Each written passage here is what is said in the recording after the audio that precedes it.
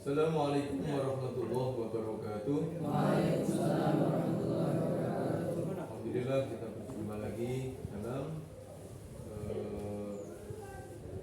materi teruskan kemarin dalam bab toharoh, yaitu bersuci dari hadas dan najis.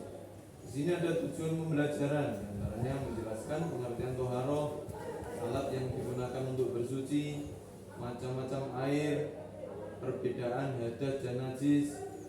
Terus nomor 5 menyebutkan macam-macam hadas, menyebutkan macam-macam najis. Di sini kita akan bahas satu persatu. Yang pertama pengertian toharoh. Secara bahasa, toharoh yaitu bersih atau bersuci. Jadi lebih mengutamakan sucinya. Bersih belum tentu suci. Bersih belum tentu suci, tapi lebih kita beratkan kepada sucinya, bersih dan suci. Pengertian toharoh menurut istilah yaitu menyucikan badan, pakaian, dan tempat dari hadas dan najis. Jadi semuanya bisa suci, pakaiannya, badannya, tempat dari hadas dan najis. Di sini pembagian toharoh dibagi menjadi dua. Yang pertama najis, yang kedua hadas. Najis ini dibagi menjadi tiga. Suci dari badan, yaitu pakaian dan tempat. Kalau hadas dibagi menjadi satu saja, badan saja. Macam-macam air. Yang pertama dibagi menjadi yang pertama adalah air mutlak. Yang kedua adalah air suci tidak mensucikan. Nomor 3 air mustakmal. Nomor 4 air mutanajis. Yang nomor 5 air musammas. Jadi mulai air mutlak sampai air musammas di sini ada arti sendiri-sendiri yang harus kita pahami. Yang pertama air mutlak. Ada yang tahu? Air mutlak adalah air yang suci mensucikan.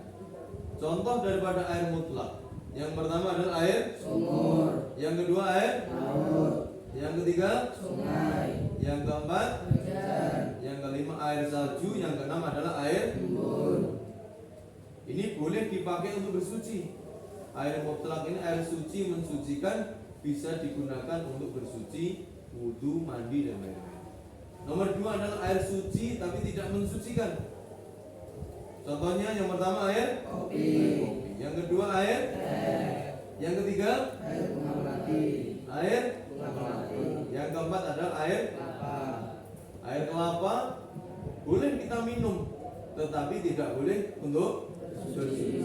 Jadi wudu menggunakan es teh boleh atau tidak? Tidak. Wudu menggunakan air kelapa boleh atau tidak? Tidak. Yang nomor 3 adalah air mustakmal, yaitu air yang sudah dipakai untuk bersuci. Bolehkah kita berwudu menggunakan air mustakmal? Tidak. Hukumnya bagaimana? Tidak sah. Hukumnya tidak sah. Nomor 4 adalah air mutanajis. Air mutanajis yaitu air yang kemasukan najis. Bagaimana hukum menggunakan air mutanajis digunakan untuk berwudu? Tidak sah. Maka tidak sah.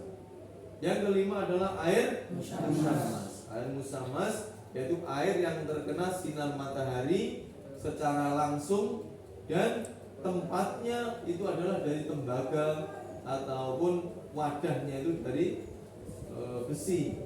Terkena sinar matahari, maka airnya ini bisa membahayakan karena wadahnya tersebut bisa mengeluarkan daripada karat. Terus perbedaan antara hadas dan najis.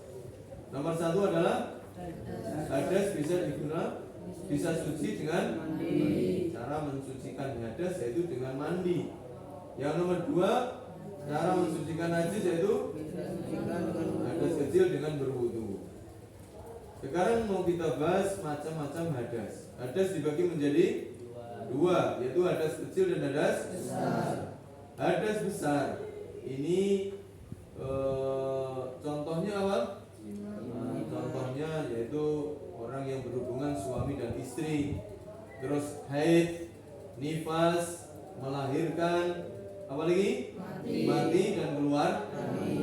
Ini bisa suci, yaitu dengan mandi. Mandinya mandi besar.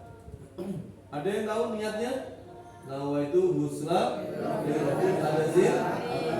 Jadi mulai ujung rambut sampai ujung kaki harus terkena air. Kita ratakan sampai seluruh tubuh basah semua. Terus yang nomor 2 adalah hadas kecil. Ini yang menyebabkan hadas kecil yaitu diantaranya keluarnya sesuatu dari 2 jalan. Terus nomor 2 menyentuh kemaluan. Nomor 3 menyentuh kulitnya wanita yang bukan mahram. Yang nomor 4 apa? Hilang akal. Ini kalau itu semua terkena kepada kita, ketika kita sudah mempunyai wudu, maka wudu kita batal. Nah, kalau batal maka menyelesaikannya dengan berwudu, yaitu berwudu yang seperti kita pelajari pada bab sebelumnya. Terus kita lanjutkan dalam pembahasan najis. Macam-macam najis dibagi menjadi berapa? 3. Yang pertama adalah najis mukhaffafah. Najis mukhaffafahnya adalah dalam bahasa kitab najis yang diringankan. Najis yang diringankan contohnya adalah air kencingnya bayi yang umurnya belum ada 2 tahun dan dia tidak makan apa-apa kecuali ASI saja, minum air susu ibu saja. Yang kedua adalah najis mutawasito. Najis mutawasito adalah najis sedang, yaitu di sini cara mensucikannya bagaimana? Dengan dibasuh sampai hilang bau, rasa dan yang nomor 3 adalah najis mughalladho. Najis mughalladho yaitu najis yang diberatkan. Seperti contohnya najisnya anjing dan najisnya babi. Di sini cara mensucikan najis mughalladho yaitu dicuci dengan 7 kali, salah satunya menggunakan debu yang suci. Dengan menggunakan debu yang suci dibasuhnya 7 kali. Alhamdulillah kita telah sama-sama mempelajari, ini sumber belajar kita dalam bab thaharah, dan kita untuk pelajaran yang akan datang kita akan praktek bagaimana cara wudu dengan baik dan benar, terus juga cara membasuh atau mensucikan najis mukhaffafah, cara mensucikan najis mutawasito. Maka kita akan praktek dan kita akan praktek caranya mensucikan najis mughalladho. Maka pada pertemuan kali ini kita cukupi sekian. Kita berjumpa lagi pada pertemuan yang akan datang. Assalamualaikum warahmatullahi wabarakatuh.